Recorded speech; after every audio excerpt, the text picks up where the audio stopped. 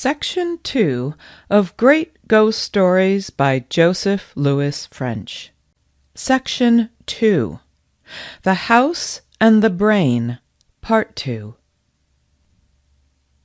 It was but for a moment that I remained undecided whether or not to follow my servant. Pride and curiosity alike forbade me so dastardly a flight. I re-entered my room, closing the door after me, and proceeded cautiously into the interior chamber. I encountered nothing to justify my servant's terror. I again carefully examined the walls to see if there were any concealed door. I could find no trace of one, not even a seam in the dull brown paper with which the room was hung. How, then, had the thing, whatever it was, which had so scared him, obtained ingress except through my own chamber? I returned to my room, shut and locked the door that opened upon the interior one, and stood on the hearth, expectant and prepared. I now perceived that the dog had slunk into an angle of the wall, and was pressing himself close against it, as if literally striving to force his way into it. I approached the animal and spoke to it. The poor brute was evidently beside itself with terror. It showed all its teeth, the slaver dropping from its jaws, and would certainly have bitten me if I had touched it. It did not seem to recognize me.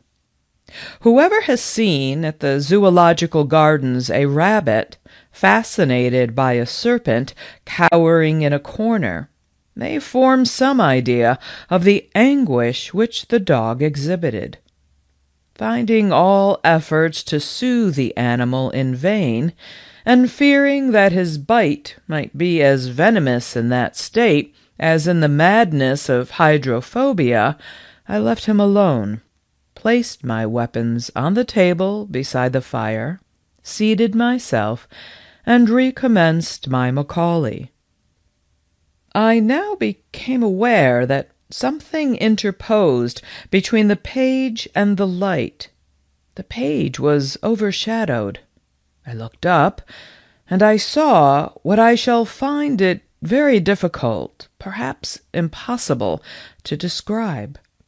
It was a darkness shaping itself forth from the air in very undefined outline. I cannot say it was of a human form, and yet it had more resemblance to a human form, or rather shadow, than to anything else. As it stood wholly apart and distinct from the air and the light around it, its dimensions seemed gigantic, the summit nearly touching the ceiling. While I gazed, a feeling of intense cold seized me.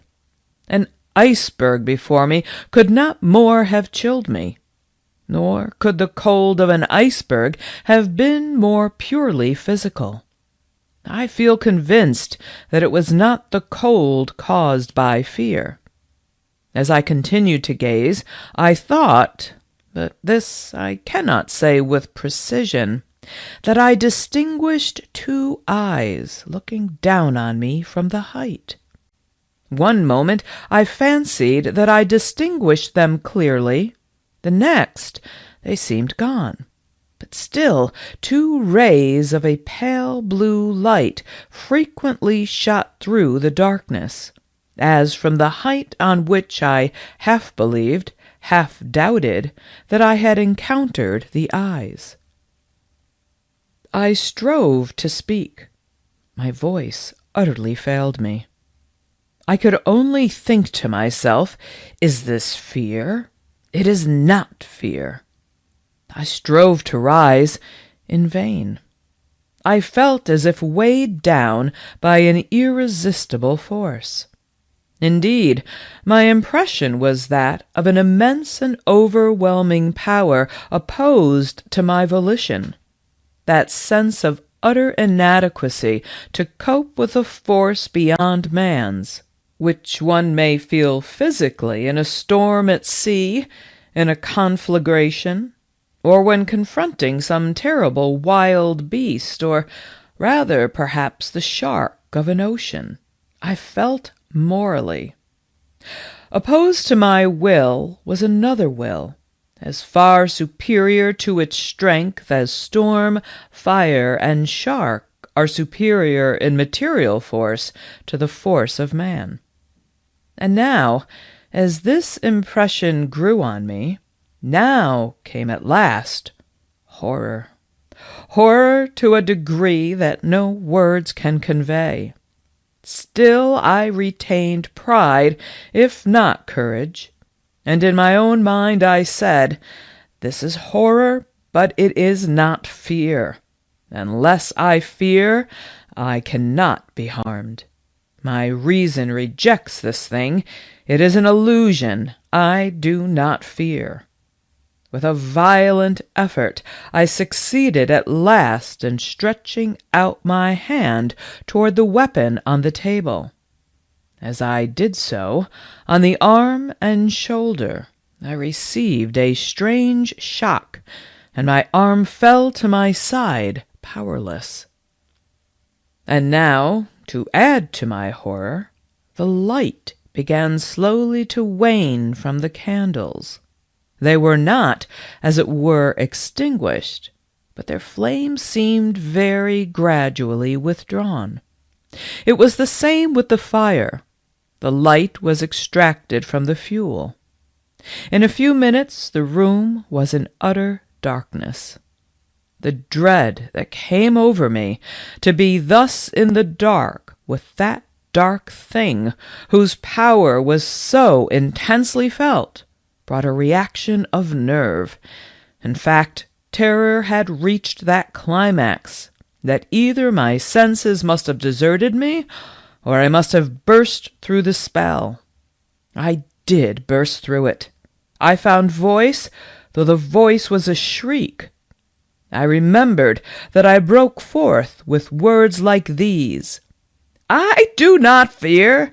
My soul does not fear." And at the same time I found strength to rise. Still in that profound gloom, I rushed to one of the windows, tore aside the curtain, flung open the shutters. My first thought was light. And when I saw the moon high, clear, and calm, I felt a joy that almost compensated for the previous terror. There was the moon. There was also the light from the gas lamps in the deserted, slumberous street. I turned to look back into the room.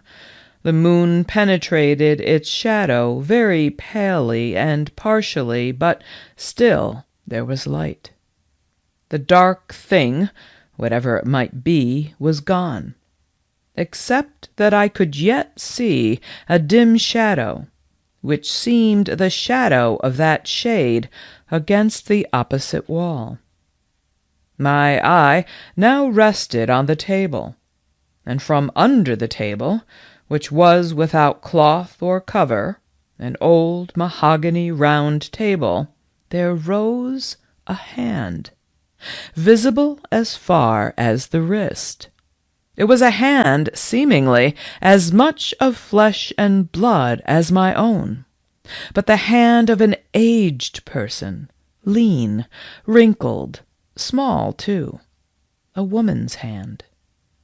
That hand very softly closed on the 2 letters that lay on the table. The hand and letters both vanished. Then there came the same 3 loud, measured knocks I had heard at the bedhead before this extraordinary drama had commenced. As those sounds slowly ceased, I felt the whole room vibrate sensibly, and at the far end there rose, as from the floor, sparks or globules like bubbles of light, many-colored, green, yellow, fire-red, azure.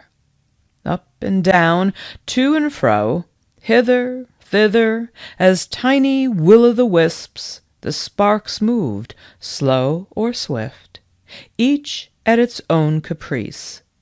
The chair, as in the drawing-room below, was now advanced from the wall without apparent agency, and placed at the opposite side of the table. Suddenly, as forth from the chair there grew a shape, a woman's shape. It was distinct as a shape of life, ghastly as a shape of death. The face was that of youth, with a strange mournful beauty. The throat and shoulders were bare, the rest of the form in a loose robe of cloudy white. It began sleeking its long yellow hair, which fell over its shoulders. Its eyes were not turned toward me, but to the door. It seemed listening, watching, waiting. The shadow of the shade in the background grew darker, and again I thought I beheld the eyes gleaming out from the summit of the shadow, eyes fixed upon that shape. As if from the door, though it did not open, there grew out another shape, equally distinct, equally ghastly, a man's shape, a young man's. It was in the dress of the last century, or rather in a likeness of such dress, for both the male shape and the female, though defined, were evidently unsubstantial, impalpable, simulacra, phantasms. And there was something incongruous, grotesque, yet fearful, in the contrast between the elaborate finery, the courtly precision of that old-fashioned garb with its ruffles and lace and buckles, and the corpse-like stillness of the flitting wearer. Just as the male shape approached the female, the dark shadow started from the wall, all three for a moment wrapped in darkness. When the pale light returned, the two phantoms were as if in the grasp of the shadow that towered between them, and there was a blood-stain on the breast of the female, and the phantom male was leaning on its phantom sword, and blood seemed trickling fast from the ruffles, from the lace, and the darkness of the intermediate shadow swallowed them up. They were gone. And again the bubbles of light shot and sailed and undulated, growing thicker and thicker and more wildly confused in their movements. The closet door to the right of the fireplace now opened, and from the aperture there came forth the form of an aged woman. In her hand she held letters, the very letters over which I had seen the hand close, and behind her I heard a footstep. She turned round as if to listen, and then she opened the letters and seemed to read, and over her shoulder I saw a livid face, the face as of a man long drowned, bloated, bleached, seaweed tangled in his dripping hair, and at her feet lay a form as of a corpse, and beside the corpse there cowered a child, a miserable, squalid child, with famine in its cheeks and fear in its eyes. And as I looked in the old woman's face, the wrinkles and lines vanished, and it became a face of youth, hard-eyed, stony, but still youth. And the shadow darted forth and darkened over those phantoms as it had darkened over the last. Nothing now was left but the shadow, and on that my eyes were intently fixed, till again eyes grew out of the shadow, malignant serpent eyes, and the bubbles of light again rose and fell, and in their disordered, irregular, turbulent maze, mingled with the wan moonlight. And now from these globules themselves, as from the shell of an egg, monstrous things burst out. The air grew filled with them, larvae so bloodless and so hideous that I can in no way describe them, except to remind the reader of the swarming life which the solar microscope brings before his eyes in a drop of water. Things transparent, supple, agile, chasing each other, devouring each other. Forms like naught ever beheld by the naked eye. As the shapes were without symmetry, so their movements were without order. In their very vagrancies there was no sport. They came round me and round, thicker and faster and swifter, swarming over my head, crawling over my right arm, which was outstretched in involuntary command against all evil beings. Sometimes I felt myself touched, but not by them. Invisible hands touched me.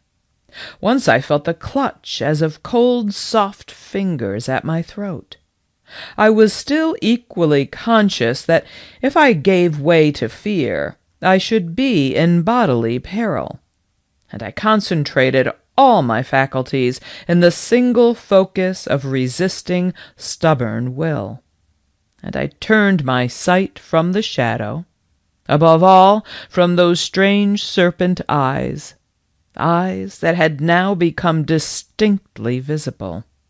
For there, though in naught else around me, I was aware that there was a will, and a will of intense, creative, working evil, which might crush down my own.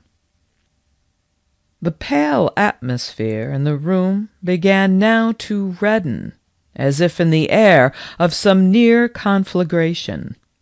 The larvae grew lurid as things that live in fire. Again the moon vibrated. Again there were heard the 3 measured knocks.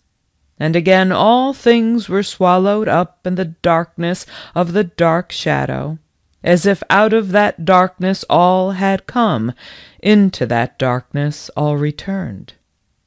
As the gloom receded, the shadow was wholly gone. Slowly, as it had been withdrawn, the flame grew again into the candles on the table, again into the fuel in the grate.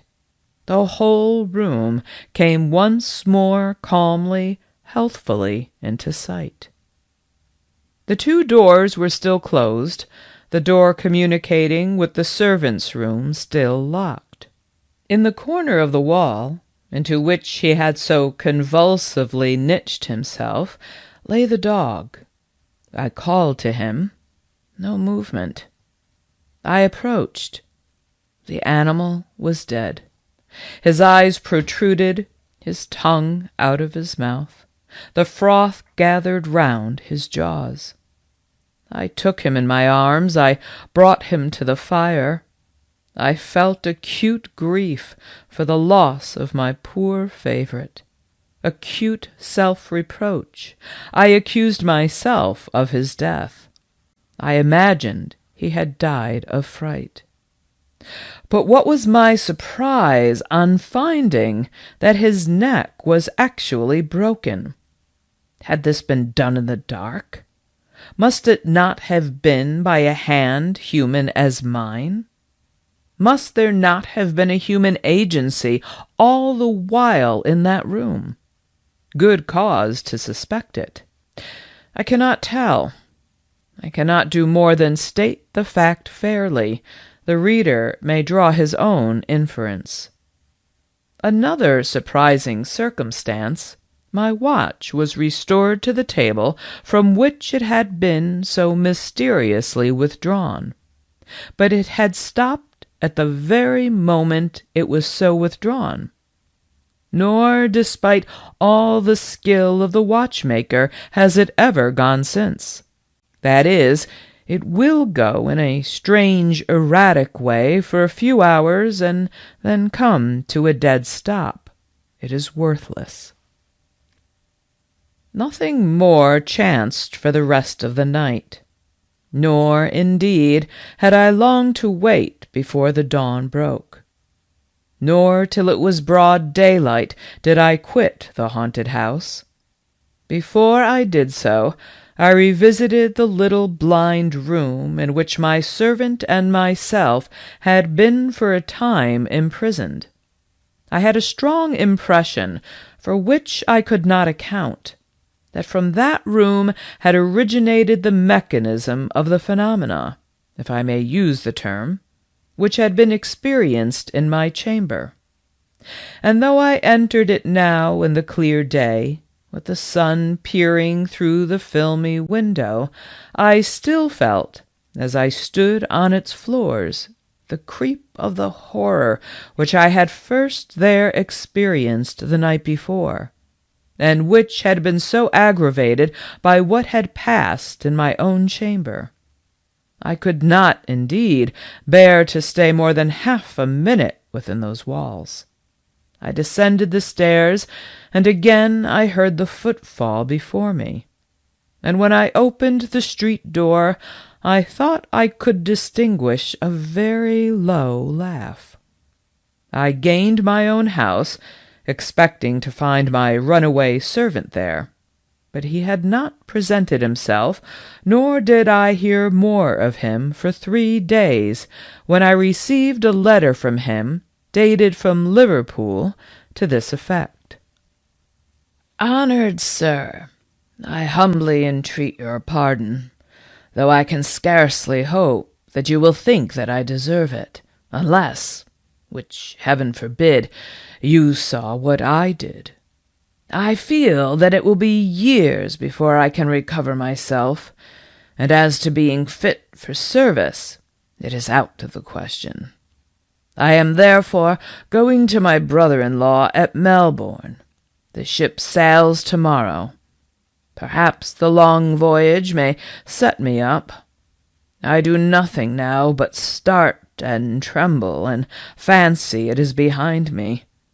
I humbly beg you, honored sir, to order my clothes and whatever wages are due to me to be sent to my mother's at Walworth. John knows her address." The letter ended with additional apologies, somewhat incoherent, and explanatory details as to effects that had been under the writer's charge. This flight may perhaps warrant a suspicion that the man wished to go to Australia and had been somehow or other fraudulently mixed up with the events of the night. I say nothing in refutation of that conjecture. Rather, I suggest it as one that would seem to many persons the most probable solution of improbable occurrences. My belief in my own theory remained unshaken. End of Section 2, The House and the Brain, Part 2.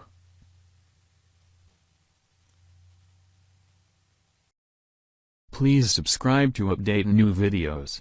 Please share and like if you enjoyed the video. Thanks so much.